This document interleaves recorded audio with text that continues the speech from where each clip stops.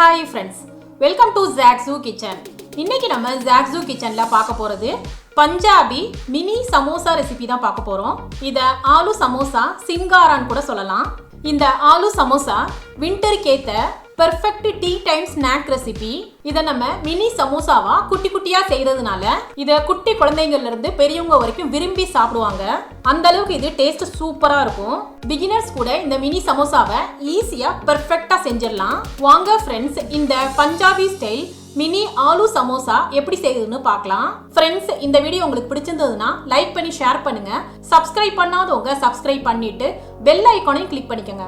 இந்த வீடியோ உங்களுக்கு பிடிச்சிருந்ததுன்னா வீடியோக்கு ஒரு லைக் கொடுங்க ஃப்ரெண்ட்ஸ். ஃபர்ஸ்ட் சமோசாக்கு தேவையான டோ ரெடி பண்ணிடலாம். மிக்சிங் பவுல்ல 2 கப் மைதா மாவு எடுத்துக்கிறேன். இதோட 1/2 டீஸ்பூன் சால்ட் ஆட் பண்ணிக்கிறேன். ஓமம் 1/4 டீஸ்பூன் ஆட் பண்ணிக்கிறேன். ஓமம் டைஜஷனுக்கு ரொம்பவே ஹெல்ப் பண்ணும். பிளாக் சீட் அதாவது கருஞ்சீரகம் 1/4 டீஸ்பூன் ஆட் பண்ணிக்கிறேன். ஓமம் கருஞ்சீரகம் இதுக்கு பதிலா நீங்க சாதா ஜீரகம் கூட ஆட் பண்ணிக்கலாம் ஃப்ரெண்ட்ஸ். இப்போ இதை நல்லா மிக்ஸ் பண்ணிக்கணும். இப்போ நல்லா மிக்ஸ் பண்ணிட்டேன்.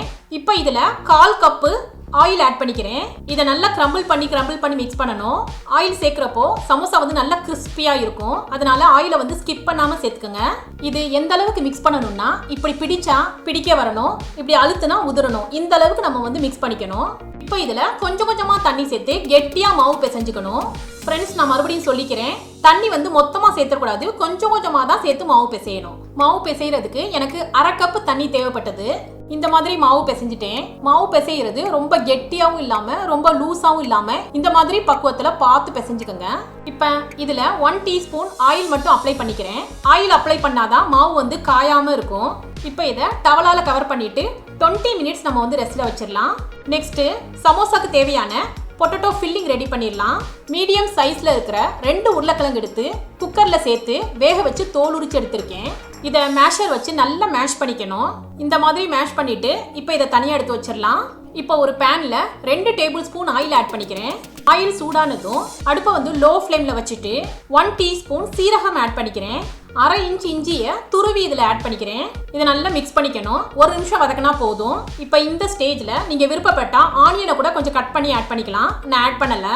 இப்போ இதில் 1/4 கப்பு ஃப்ரோசன் பீஸ் ஆட் பண்ணிக்கிறேன். நீங்கள் ஃப்ரெஷ் பட்டாணி சேர்க்குறதா இருந்தால் அதை பாயில் பண்ணிட்டு ஆட் பண்ணிக்கோங்க. நல்லா மிக்ஸ் பண்ணிக்கணும். இப்போ இதோட ஒரே ஒரு பச்சை மிளகாவை கட் பண்ணி ஆட் பண்ணிக்கிறேன். ஃப்ரெண்ட்ஸ், குழந்தைகளுக்கு கொடுக்குறதா இருந்தால் இந்த பச்சை மிளகாவை ஸ்கிப் பண்ணிக்கோங்க. இதையும் நல்லா மிக்ஸ் பண்ணிக்கணும். இப்போ கொஞ்சம் மசாலாஸ்ல ஆட் பண்ணிடலாம். அது என்னங்கிறது சொல்லிடுறேன். சில்லி ஃப்ளேக்ஸ் 1 டீஸ்பூன், இது ஹோம்மேட் தான். சில்லி ஃப்ளேக்ஸ்க்கு பதிலாக நீங்கள் மிளகாத்தூள் கூட 1 டீஸ்பூன் ஆட் பண்ணிக்கலாம். முழு தனியாவை கொஞ்சம் க்ரஷ் பண்ணி இந்த மாதிரி எடுத்திருக்கேன். இது 1 டீஸ்பூன் எடுத்திருக்கேன். மஞ்சள் தூள் 1/2 டீஸ்பூன், சீரகத்தூள் 1/2 teaspoon, garam masala 1/2 teaspoon, chaat masala 1/2 teaspoon. உங்கள்கிட்ட சாட் மசாலா இல்லைன்னா நீங்கள் ஸ்கிப் பண்ணிக்கலாம்.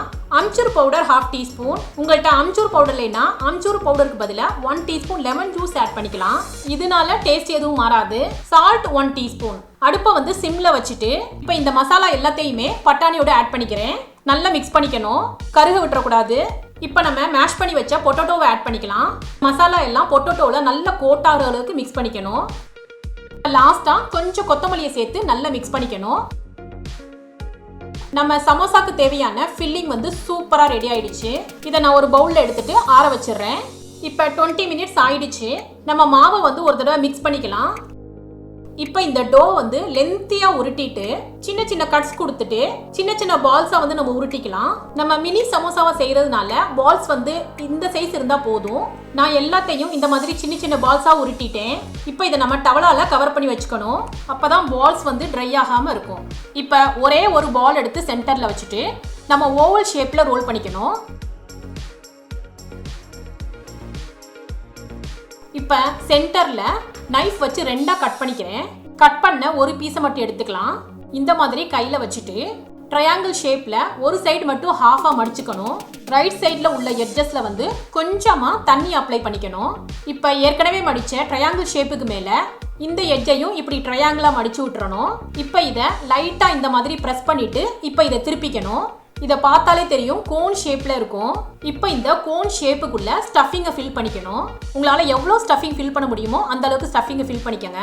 இப்போ மறுபடியும் தண்ணியால சைட்ஸ்ல வந்து இந்த மாதிரி அப்ளை பண்ணிக்கணும். இந்த மாதிரி எட்ஜஸை இழுத்து விட்டு நல்லா ப்ரெஸ் பண்ணிக்கணும்.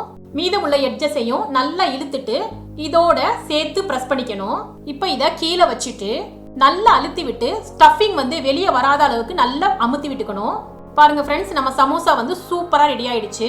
இதே மாதிரி இன்னொரு ஹாஃப் பீஸ் எடுத்துருந்தோம் இல்லையா, அதுலயுமே இதே மாதிரி சேம் ப்ராசஸா செஞ்சு ஸ்டஃபிங் பண்ணிக்கணும். இப்போ நான் செஞ்சது வந்து மினி சமோசா. பெரிய சமோசா ஒன்று செஞ்சு காமிச்சிடுறேன். பெரிய பால்ஸ் எடுத்து ஓவல் ஷேப்ல நல்லா ரோல் பண்ணிக்கணும். இதையுமே ரெண்டாக கட் பண்ணிக்கணும். இப்போ ட்ரையாங்கிள்ஸாக மடித்து தண்ணி அப்ளை பண்ணி ஜாயின் பண்ணிக்கணும். இதுலேயுமே வேணுங்கிற அளவுக்கு ஸ்டஃபிங்கை ஃபில் பண்ணிக்கணும். இப்போ இதோட எட்ஜஸ்லையுமே தண்ணி அப்ளை பண்ணிட்டு நம்ம ஜாயின் பண்ணிடலாம். இதை வந்து சும்மா ஜாயின் பண்ணால் போதும், மடிக்கணும்னு அவசியம் இல்லை. பாருங்க ஃப்ரெண்ட்ஸ், நம்ம பெரிய சைஸ் சமோசாவும் ரெடி பண்ணியாச்சு. நான் இந்த மாதிரி எல்லா சமோசாவையுமே ரெடி பண்ணிட்டேன். சமோசா செஞ்சதுக்கு அப்புறமும் நம்ம வந்து கவர் பண்ணி தான் வைக்கணும். உங்க விருப்பத்துக்கு தகுந்தாப்புல குட்டி சமோசா இல்லைன்னா பெரிய சமோசா எதுனாலும் நீங்க செஞ்சுக்கலாம். இப்போ இதை ஃப்ரை பண்ண ஆரம்பிச்சிடலாம். கடாயில ஆயில் சேர்த்து ஆயில் சூடானதும் சமோசாஸை ஆட் பண்ணிக்கிறேன். ஃப்ளேமை வந்து லோல வச்சுக்கோங்க. உடனே திருப்பிட வேண்டாம். ஒரு சைட் குக் ஆனதும் நம்ம இதை திருப்பி விட்டுக்கலாம். இதை திருப்பி விட்டு நல்லா கோல்டன் ப்ரௌனா ஃப்ரை பண்ணி எடுத்துக்கணும். பாருங்க ஃப்ரெண்ட்ஸ், நம்மளோட சமோசா சூப்பரா ரெடி ஆயிடுச்சு. இதே மாதிரி நான் அடுத்த பேட்சையும் ஃப்ரை பண்ணி எடுத்துக்கிட்டேன். இதோட டேஸ்ட் அப்படியே நம்ம நார்த் இந்தியன் ஸ்டைல் கடையில் வாங்குற பஞ்சாபி சமோசா டேஸ்ட் அப்படியே இருக்கும். ஃப்ரெண்ட்ஸ், இந்த Punjabi style mini aloo samosa recipe உங்களுக்கு பிடிச்சிருந்ததுன்னா நீங்கள் ட்ரை பண்ணி உங்கள் எக்ஸ்பீரியன்ஸை கமெண்ட்ல ஷேர் பண்ணுங்க. சுவையான சமையல், சுகமான வாழ்வு. தேங்க்யூ.